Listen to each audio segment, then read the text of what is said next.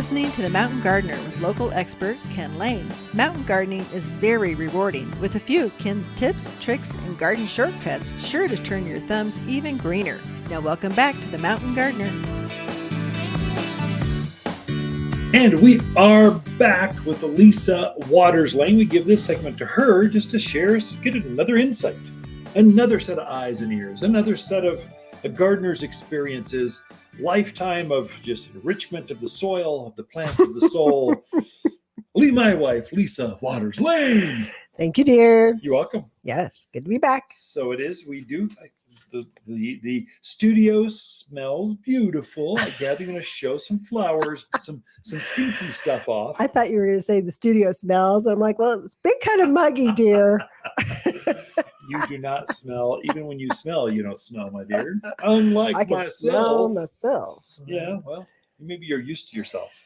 Mm. That's wrong. That's a wrong path to take on the airwaves. Let's just kind of pass it and move on to other things. Yeah.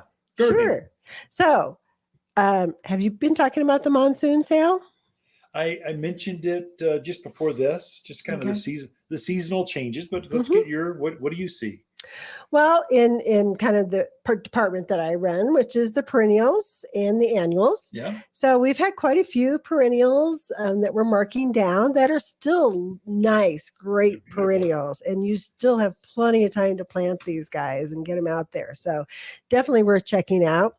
And then the annuals are also on sale, and everybody's like, is there enough time? 2.5, 3 months. There's tons of time. What are you talking about? There is, and we have a lot of really nice. We've got portulacas and vinca and pintas, angelonias. So lots of really nice annual flowers, seasonal, one season flowers that you can put in now. That's still the hummingbirds love, the bees love, the butterflies love, and you can enjoy them too. So I've had a couple folks ask me, especially after the class last week, Ken, do you have, when are the pansies coming in? When are the mums going to get? When are the fall crops? So we got a little cool there's like just a chill in the air. People are going, okay, that's it. It's fall now. We're going for it. And so what should I tell them? So I spoke with our grower just the other day. So the first load of mums, gallon and 4-inch size, will be coming in the first week in September. So what, about 2 weeks out? Yeah, maybe 10 days, I don't know, whatever that is. Right. So the first group will be 4 days. No, it's like September's like not even a week away. Oh my gosh. Where did August go? I don't know.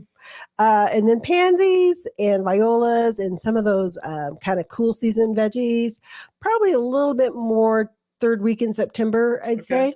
The first crops are out there. They're not quite showing colors. So probably about 4 weeks out. That's one too. So folks should know, we're famous for our Indian summers. It's really easy to be tricked into, it's fall now. And then it goes right back to 90 degrees. If you buy your first set of pansies, when it's just the first set of cool, it's going to get hot again and it can vaporize those cool. They like it cool. The cool fall, winter plants, they want it to be cool, not hot. Right. And so it's really easy to get tricked into buying too early. And then you're struggling to keep them watered and you're going, what's going on? I thought I was a gardener and it's not you. You were sold the wrong plant too soon and you're going to struggle. All of us are. Yeah. And so wait until September to really put most of those things in. September will be a little cooler. October, it's definitely fall. It's just gorgeous. It's what we live for. That mid-September through mid-November. It's just beautiful here. And those kind of plants love that season. Right. So don't be tempted to buy plant. Just because you can buy pumpkin spice latte at Starbucks does not mean it's time to put your pansies in. Or violas. But snapdragons. Yeah. You could probably do those. You get some of those coming or we've got some in now. Oh, there we go. They're not on the monsoon sale, but they're sure pretty and you can sure put them out now. But point being, you got some time to plant those fall things, but you still have a lot of time to enjoy those summer flowers too. And the pricing is very good on them. Yeah. So enjoy them, plant them and enjoy them. When they're like, what are they? 20, 30, 40, 50% off? What are they? Keep going. No. I just wanted to look. I should know these things. Right now, most of them are 50 for the off. annuals. Okay. So you're halfway through the season, but you bought them for half price. Yeah. And you can enjoy the last half of the season with these plants. So go for it. Sure. Absolutely. Sure. But we are still getting some new plants and new perennials in. So I brought in a couple today to kind of look at. Now, these first two are great hummingbird attractors. So most people are familiar with the Salvia gregii. And I brought this one in because this is just a real pretty purple one. This is the ignition purple. That is pretty. We had them earlier in the season, and they kind of got a little hard to find, and now they're back in. And just a pretty plant. Does well in containers, does well in the ground. Takes full sun. It can even take some shadier spots in the yard too, and still bloom very proficiently. I don't know what color that is. I'm looking at the camera. This is where you really want to be tuned in to the podcast, to the video cast of this, or YouTube, whatever. But it's not purple. It's not violet. It's some unique color. They call it Vibe Ignition Purple. Vibe Ignition. It's got a vibe to it. I don't know what. So this other salvia I brought in. So this is a newer salvia. This is Skyscraper Orange. Still in that salvia family, which means it's very deer, javelina, bunny resistant, but it's got a little bit different bloom to it. So this one's the orange one. It's kind of a almost pinky peach. I'd almost call it salmon. Peach. It actually looks darker. Yeah. But it's a little bit, the blossom's different on it. It's got a fuller blossom to it. Can't quite explain it. Like a soybean or a soybean. Bigger. It's got a bigger head to it. It does. We actually have this planted dark pink one, I think. In a pot. We tried it in a pot this year. So this is zone 7 to 10. So it's definitely going to want that little bit warmer spot in your yard up against a wall. But it's a new variety they've come out this year. It does come in a few different colors. Right now we have the orange.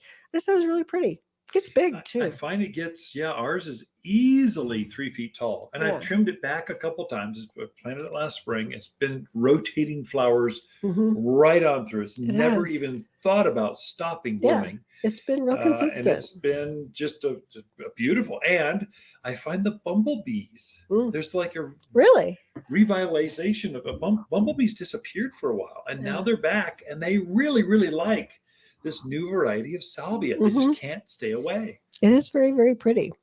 Bumblebees are interesting, I notice. Yeah. They're scared of you. I don't like them. You'll go up to the plant and they go, whoa! they fly away. Whereas honeybees, they're going, get out of my way. I'm coming. Hey, I'm busy. Watch out. They don't even see you. Bumblebees are like, I'm out of here. I'll come back when no one's here. They're like skittish or something. It's weird. That's true.